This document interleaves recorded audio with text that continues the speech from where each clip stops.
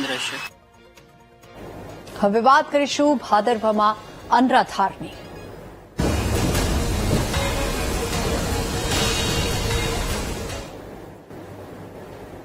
હળવદના ચોરાવડા ગામમાં પાણીમાં તણાયું એક બાઇક અને ખારી નદીના વહેણ સાણે બાઇક તણાયું છે।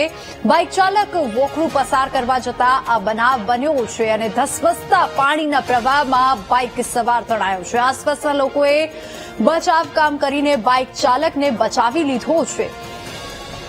ધસમસતા પાણીના પ્રવાહમાંથી આ બાઇક ચાલક યુવક ત્યાં પસાર થઈ રહ્યો હતો, ત્યાંથી પસાર થવાનો પ્રયાસ કરી રહ્યો હતો અને તે જ સમયે આ ઘટના ઘટી અને બાઇક ચાલક ધસમસતા પાણીના પ્રવાહમાં તણાયો। ચોરાવડા ગામે બાઇક તણાયું અને આસપાસના ગ્રામજનોએ યુવકની મદદે આવ્યા અને તે યુવકને હેમખેમ બચાવી લીધો। વધુ વિગતો સાથે સંવાદદાતા વિશાલ આપણી સાથે ફોન લાઈન પર જોડાઈ ગયા છે। વિશાલ, હળવદના દ્રશ્યો અમે અત્યારે હાલ સ્ક્રીન પર જોઈ શકીએ છીએ। એક બાઇક સવાર હેમખેમ ત્યાંથી પસાર થઈ રહ્યો હતો અને તેને બચાવી લેવામાં આવ્યો છે।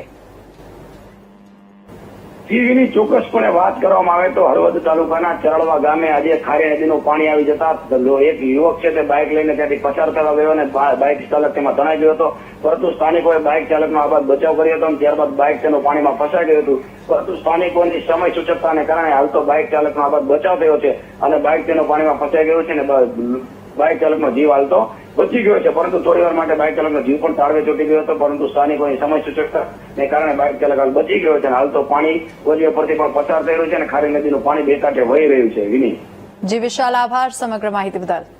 તો અલગ અલગ આપ બે દ્રશ્યો જોઈ શકો છો। એક તરફ એક યુવક જીવના જોખમે નદીમાંથી ત્યાંથી પસાર થવાનો પ્રયાસ કરતો હતો અને એ બાઇક સવાર ત્યાં તણાયો અને જે ગ્રામજનો તેની વારે આવ્યા એ દ્રશ્યો પણ આપ જોઈ શકો છો કે એક તરફ જ્યારે તે ફસાયો ત્યારના દ્રશ્યો છે અને જ્યારે ગ્રામજનોએ તેને હેમખેમ બચાવી લીધું ત્યારના પણ આપ દ્રશ્યો જોઈ શકો છો। પરંતુ સૌ કોઈને અપીલ છે કે આવા પ્રવાહમાંથી પસાર ન થવું જોઈએ, કારણ કે હજુ પણ કેટલીક જગ્યાએ એલર્ટ આપવામાં આવ્યું છે।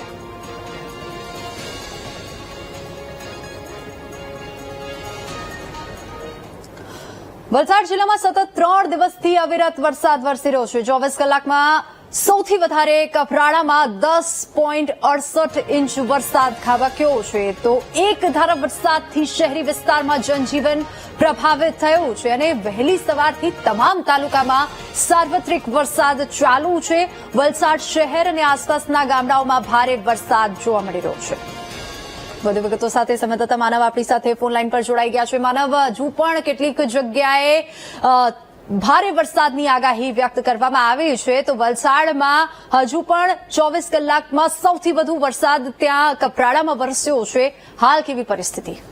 વિનય, આપણે જણાવવાનું કે ગુજરાતના જે ચેરાપુંજી ગણાય છે કપરાડામાં 125 ઇંચ જેટલો વરસાદ ખાબકી ચૂકેલો છે। ગઈકાલે 24 કલાકમાં જે રીતે 10.5 ઇંચથી વધારે વરસાદ પડ્યો છે। સૌથી વધુ વરસાદ કપરાડામાં નોંધાયો હતો, તેના કારણે જિલ્લાની તમામ નદીઓ માં ભરપૂર પાણીની આવક થઈ હતી। આજે સવારથી જે રીતે ફરી એકવાર વરસાદ વરસી રહ્યો છે। આ વખતે શહેરી વિસ્તારોમાં વરસાદ વરસી રહ્યો છે। વલસાડ શહેરની વાત કરીએ તો વલસાડ શહેરમાં જે રીતે 2 ઇંચથી વધારે વરસાદ વરસ્યો છે, તેના કારણે અનેક વિસ્તારોમાં પાણી ભરાયા છે। ખાસ કરીને જે મોગરાવાડી ગરનાળું અને ચીકવાડ ગરનાળીમાં પાણી ભરાયા છે, તો તિથલ રોડ જે પોસ્ટ વિસ્તાર કહેવાય છે તેમાં પણ સવારે ઘૂંટણસમાં પાણી ભરાતા જે વહેલી સવારે જે લોકો નોકરી ધંધે જતા હોય છે તેઓ અટવાયા છે। ચીકવાડ ગરનાળામાં પાણી ભરાતા જે રીતે વીજ ગામડાના લોકોને ચકરાવો ખાવાનો વારો આવી રહ્યો છે। જી માનવ, આભાર સમગ્ર માહિતી બદલ। તો બનાસકાંઠાના સરહદી વિસ્તારમાં વરસાદી માહોલ યથાવત છે। ભારે વરસાદથી પાણી ભરાઈ જતા લોકો મુશ્કેલીમાં મુકાયા છે। તો પાટણ ગામમાં ભારે વરસાદના પગલે બેકાબુ કેટલાક લોકોના ઘરોમાં પાણી ઘૂસતા ભારે હાલાકી સર્જાઈ। તો છેલ્લા 2 દિવસથી સરહદી વિસ્તારમાં ધોધમાર વરસાદ વરસી રહ્યો છે અને ધોધમાર વરસાદને કારણે અનેક જગ્યાએ ઠેર ઠેર પાણી ભરાયા છે। તો લોકોના ઘરોમાં પણ પાણી ભરાતા લોકોને હાલાકી પડી છે। તો રાબેતા મુજબ જીવન જીવવું પણ મુશ્કેલ બની ગયું છે। લોકોની ઘરવખરી પણ પલળી ગઈ છે। લોકોને વારંવાર મુશ્કેલીનો સામનો કરવાનો વારો આવ્યો છે। આ તરફ સાબરકાંઠામાં ભારેથી અતિ ભારે વરસાદની આગાહી તો સીએમ ભૂપેન્દ્ર પટેલે સાબરકાંઠાના કલેક્ટર સાથે ટેલિફોનિક વાતચીત કરી છે કારણ કે અતિ ભારે વરસાદની આગાહી વ્યક્ત કરવામાં આવી છે ત્યાં અને ભૂપેન્દ્ર પટેલે બેઠક કરી જિલ્લાનો તાગ મેળવ્યો છે જિલ્લામાં કેવી પ્રકારની પરિસ્થિતિ છે તેનો તાગ મેળવ્યો છે જિલ્લામાં રેડ એલર્ટને લઈને વરસી રહ્યો છે ભારે વરસાદ અને લોકોને નીચાણવાળા વિસ્તારમાં ન જવા કલેક્ટરે પણ અપીલ કરી છે તો મુખ્યમંત્રી ભૂપેન્દ્ર પટેલે સાબરકાંઠાના કલેક્ટર સાથે વાતચીત કરીને સ્થિતિનો તાગ મેળવ્યો છે કેટલાક ખેતરો બેટમાં ફેરવાઈ ગયા છે તો કેટલીક જગ્યાએ જળભરાવની પરિસ્થિતિના કારણે લોકોને હાલાકી ભોગવવાનો વારો આવ્યો છે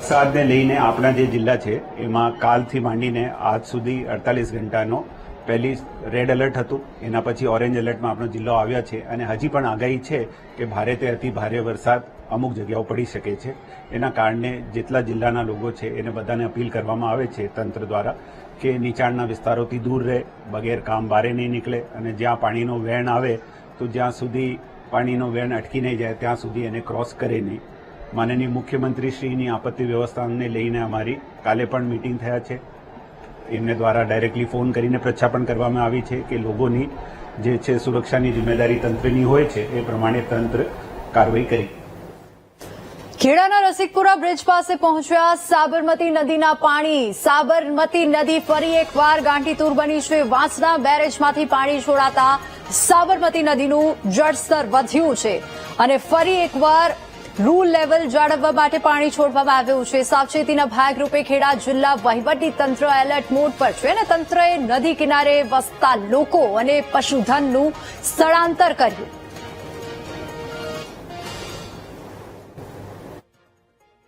સમગ્ર ગુજરાત રાજ્યની અંદર વરસાદી માહોલ જામી ગયો છે ખેડા જિલ્લાને પણ ઓરેન્જ એલર્ટ જાહેર કરવામાં આવ્યું છે અને ખેડા જિલ્લાની વિસ્તારની અંદર અત્યારે સતત વરસાદ વરસી રહ્યો છે પરંતુ ખેડા જિલ્લાની જે કમનસીબી કહી શકાય એ સાબરમતી નદીના કારણે જે પરિસ્થિતિ ઉદ્ભવવાની છે જે આપણે તસવીરમાં આપણે બતાવીશ કે વાસણા બેરેજમાંથી જે પ્રમાણે પાણી છોડવામાં આવ્યું છે અને આ સાબરમતીના નીર જે બે કાંઠે વહી રહ્યા છે આ રસિકપુરા બ્રિજ ઉપરના દ્રશ્યો છે જે ખેડા જિલ્લાની અંદરથી આ પસાર થતી વાત્રક નદી જે અગાઉ તારાપુર તાલુકામાં થઈ અને ખંભાતના અખાતને મળે છે જેમાં ધસમસા નીર અત્યારે હાલ જઈ રહ્યા છે આ જોઈ શકો છો કે ખેડા રસિકપુરા બ્રિજ ઉપરના આ દ્રશ્યો છે જ્યાંથી આ પાણી ના પ્રવાહ જે પ્રમાણે જઈ રહ્યો છે આગળ ધસમસતા પાણી માતર તાલુકાને ક્રોસ કરી અને સીધા જ ખંભાતના દરિયાને મળવાના છે ત્યારે હાલ આ ખેડા જિલ્લાની અંદર વહીવટીતંત્ર દ્વારા ખાસ સાવચેતીના પગલાં ભરવામાં આવ્યા છે અને નીચાણવાળા વિસ્તારોમાંથી અંદાજિત 1500 માણસોનું અહીંયા સ્થળાંતર કરવામાં આવ્યું છે આ ઉપરાંત તે લોકોની જમવા રહેવા અને ખાવાની વ્યવસ્થા કરવામાં આવી છે હવે જો આ નદી બે કાંઠા તોડી અને ગામ તરફ જો ઘૂસે તો અહીંયા પરિસ્થિતિ ગંભીર થઈ શકે છે વિનોદ શર્મા વીટીવી ન્યૂઝ ખેડા